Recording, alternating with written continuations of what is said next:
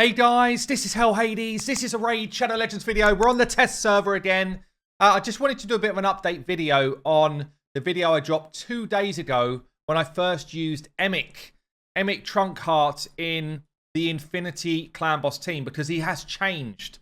We're on the test server, so before it even went to live servers, they looked at some of the craziness that was going on with this dude. And specifically, if you haven't caught it, then you should check it out anyway, because it's a fun video, but it can't happen anymore. Check out how much work Corpulent Cadaver was doing on my video I dropped a couple of days ago. Okay, it was pretty much insane. So they've tweaked it. They've changed the way he's going to work. One of the main reasons they've done it is because actually not just what I was doing on Clan Boss and others were doing on Clan Boss. What was also happening is on Hydra with the right team, Corpulent Cadaver was literally creating 7 billion damage teams. Like he was doing the same type of work with the right setup on Hydra as well. So I don't know if they're in English, honestly, but I know that Yang and Victor Tez both dropped videos on this type of stuff, and it was nuts. Yeah, it was pretty nutty. All the Hydra heads dead. They're getting absolutely smacked up by Corpulent Cadaver. And yeah, it was too much, honestly. It was too much. So instead of changing Corpulent Cadaver, which I think was the right direction, but they didn't want to do that, they've changed up EMIC's A1. So what they've done here is increases the shield value exactly the same by 25%. Also increases the value of any shield buffs on the ally with the lowest HP. Weirdly, actually, they've changed it, but it doesn't... I thought they put the word in here. They haven't at the moment. Maybe they will. This cannot be bigger than a 10k shield gain for your friend. Okay, so if you imagine what was happening was the shield gain was just getting to an insane amount, because you're increasing the shield value of the ally by 25%. So that kind of like exponential growth was just getting insane. Whereas now it's just going to be a 10k max. Okay, so it's nowhere near the same sort of level. And bearing in mind that Corpulent Cadaver generally would have 2 shields, you know, the scale that he was growing was getting insane. So they've changed that. I think they might have overdone the change, honestly. Maybe like 30k would have been better instead of 10k growth. That would have meant the Cadaver strat is still an option. We're going to test out today, can we still make it an option? Because people are going to be looking at this. But I guess don't be too downhearted if this does not come out the way we want it to. Because honestly, this was never really the play with this guy. And what I don't want to do is dwell too much on the change. I think the change, or a change, was needed. It was too crazy. They might have overdone the change in my opinion, but this guy is still really all about the A3 for most people that would use him, okay? And the A3 will create unkillable teams. And I'm going to drop another video showing a more basic unkillable team that he can create. Might even come out today. If it's not today, it's tomorrow. So kind of watch this space, because he's definitely decent for that. And as I've always said, live arena with the shields, the cooldown reduction, and the unkillable stuff, it's still incredibly good to have, okay? So something to call out, I did change a bunch of my gear. In the second half of my video, I did a bunch of Hydra testing. So I've gone back in and changed everybody back to the exact same gear that we had for the first run. And I don't necessarily think this is going to be the best solution, by the way. What I'm going to do is, once we've seen a run, I'm just going to make a couple of alterations, which I think are going to be the right thing to do. But I've got exactly the same setup as we did before. And remember, like last time, we were hitting for an insane level of damage. Like Corpulent Cadaver on his own did 22 billion in my video a couple of days back. So running the same comp, same setup. I guess I'll show you it in case you guys are looking to create something similar anyway. But ultimately, open with the A2, then don't use it again. Corpulent Cadaver, just use your A1. Lanicus, open A3, then A2 forever. Krisk, A3, don't use it again. Hellborn, don't use your A3. We do need a run where Lanicus does not get an extra turn. So we're just watching to see if Lanicus gets extra turn proc, which he did there. So this is a fail. Normally you close the game, by the way, if you're going to reuse a key, but I'm on the test server, so I literally do not care. None of these resources matter to me. Not my account. Extra turn again. We don't want the extra turn. We're going to make it a fair run. How many times game? 50-50. Getting stressed out here. Okay, and we're away. So what you'll see is, every time we A1, we still get the shield growth, okay? That's not changed, but the shield growth dramatically reduced, yeah? And what we'll see is the initial ramp up is actually kind of the same. Grow shield, see that going off there. But because instead of the 25% of whatever shields exist, it's just a 10k growth, the ramp up level is way, way lower, like insanely lower. So I guess, you know, we'll let this go through. And I mean, by turn, I think it was by turn 5 or something silly like that, we were hitting for crazy numbers before. Whereas now, I think the ramp up is going to be much slower. Probably to the point where it's no longer an option, I think. Probably to the point where it's no longer an option. Because there's a couple of like buggy type feels to it, which is quite difficult to get past. So, you know, Brogni, every time you get an A2 away with Brogni, you get about a 30k, no, what I'm saying, like 100k shield growth. This dude gets much more shield growth going on. And I'm wondering if I should take him away from being leader, honestly, just so that we get... just so that we don't get those stuns. But anyway, you could probably optimize it and whatever. But yeah, this is now the problem. You see, when people start to lose their shield outside of this, because we don't have the kind of Brogni shield growth on everybody. It's just shield growth on on people that have still got shields, right? As soon as anyone drops below 100% health like this, his A1 no longer grows shields. It tries to grow the shield on the person who's lost HP. They don't even have a shield. Okay, so it's... I've fed this back. Like, the mechanic is not great, honestly. The mechanic's just not great in that sense, because what it should do is it should look at and say, who's got a shield? Anyone who's got a shield, I'll then look to grow that person with the lowest HP or the lowest HP percent. Growing something which doesn't exist here is just wasting a whole bunch of the A1s. Yeah, and eventually when more people start taking hits, it just becomes a weaker and weaker interaction. See that tiny amount of damage that he's taken there on Krisk? That's stopping us getting any sort of shield growth over here. So even if they just fix that, then again, this becomes way more viable as a strat. But I actually think 20 to 30k would be a better shield growth number. So not completely destroying this dude. And fixing the mechanics so that it doesn't look for people that do not own shields would also do a lot of work in terms of still making this a possible strat that you could run. But as it is right now, I mean, you can see we're on turn 13. By now, I'd smash the clan boss into absolute smithereens. Whereas at this point, we're not getting a lot done. I am wondering if we could do something better around trying to keep these guys at full health to still make this a viable strat, because anyone, like right now, the shield growth just disappears. Right now, it absolutely disappears because she's never getting that health back.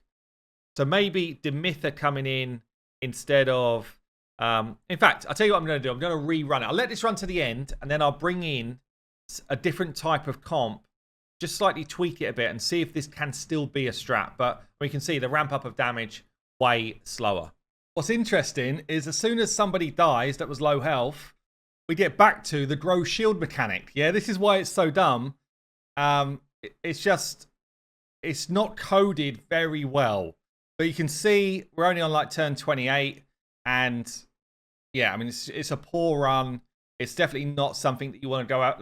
This is like high stat builds and stuff, or something which is quite a weak comp at this moment in time is useless. So what I'm going to do, I'm just going to try one more thing here with this same team as it is, turning back on EMIC A2, reducing the cooldown of allies. You know what? Something else I'm interested in trying is keeping this on and bringing Brogni in as well. But maybe we'll try that as well in this video. This video might go long. But yeah, we're going to leave this on as well. So it might just stop other people's health dropping low as early as it does. It means we're not going to A1 as often. So we're not going to get the shield growth mechanic as often. It's not ideal. But we should be able to keep other people from like losing their health. And also, we're going to be able to get our cooldowns back quicker elsewhere. Not that that matters a huge amount, because I don't really need that. It will matter, though, if I bring Brogni in. If I had Brogni and this dude working together, then that could be something quite fun. But again, honestly, if you've already got Brogni and you've got this going on, you're probably not building this unless you just have fun building this style of team. So, you know, it's a bit of an odd one, really. But this might just work better for keeping shield growth going, at least. Anyway, I'll let this one run through. I'll bring you back in when we're a bit further on. So yeah, like we're coming up to turn 15 here. The clan boss isn't really at a level where he's doing much damage yet, but you can see with his A2 on, just shielding the rest of my team in between now and then, does mean that we're able to get the shield growth going consistently. So we're no longer worried about the other dudes losing their health pool, certainly at this early stage. Therefore, his shield growth goes up nicely, and we're getting chunkier hits, a couple of 100k per hit type of damage. And we're not kind of like eating into health pools, which means we're able to keep that growth going. I'd keep us going a bit longer. The trouble with this is it's not like Brogni style where we just infinitely grow, because eventually the clan boss will just hit through these shields, and we can't do too much about that. You know, it's just not possible to do a whole lot about that with this comp. So I'll run it through to the end, show you the type of damage we're going to do. And then I think we're going to bring Brogni in, actually. Brogni and maybe Demitha, and see if this can become a crazy team or not. Yeah, so honestly, with this particular one, we've gone up to like 47 mil. It's still a decent enough damage hit. But I've got to say, whoever was in this position where Corpulent Cadaver is, you're better off if you were trying to build this particular setup, literally just bringing in a different damage dealer than Corpulent Cadaver. Like if this is Turvold here, I 1-key this probably quite comfortably, I would think. So yeah, the whole kind of setup doesn't really make a ton of sense. And the most damage we ever got with Corpulent Cadaver here was like 270 odd K, which is not really what he's all about. So I guess for this particular comp, I'm just going to try Brogni in here with that cooldown and see if we can't get something crazy going on with Brogni in the mix. Okay, so do one last test for this video. It's probably fairly pointless for people that could already do the old Corpulent Cadaver team, but I just think for fun I'm going to try it while I'm doing a bunch of testing. So Krisk in reflex gear now, still at the fast speed 289.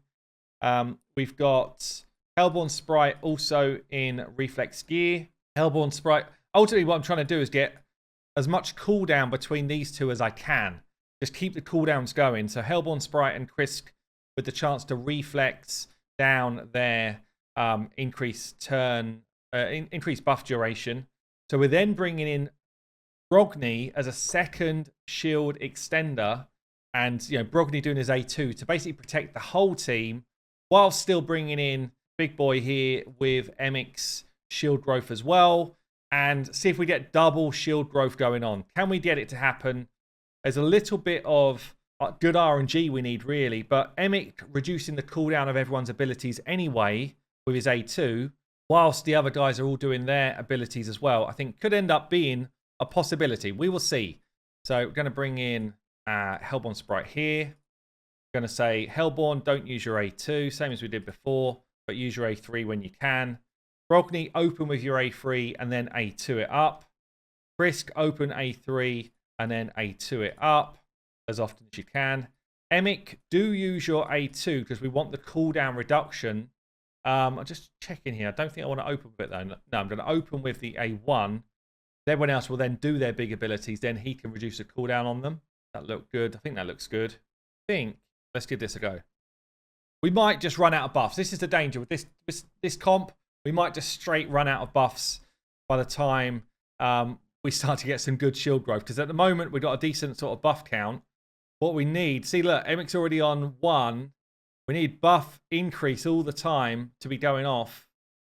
I think we might be okay, because EMIC's going to say, you know what, let's just reduce the cooldown everywhere so that we get the kind of cooldown reduction going on.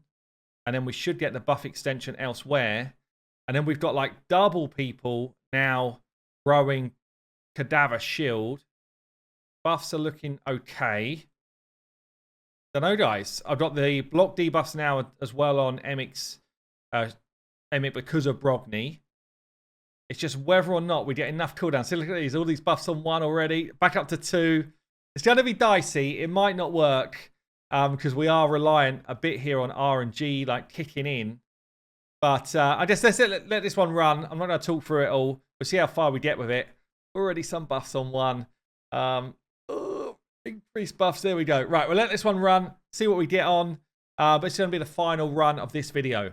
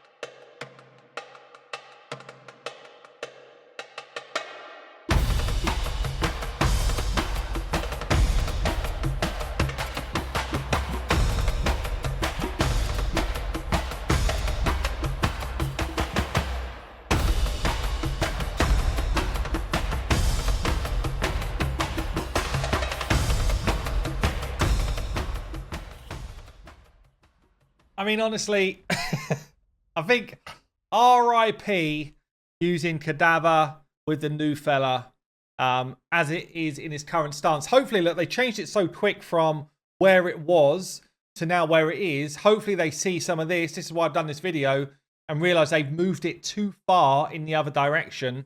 Raid, if you're watching this, move it up from 10k to call it 25k, and then we've got at least an alternative to Brogni with this type of Infinity Team comp.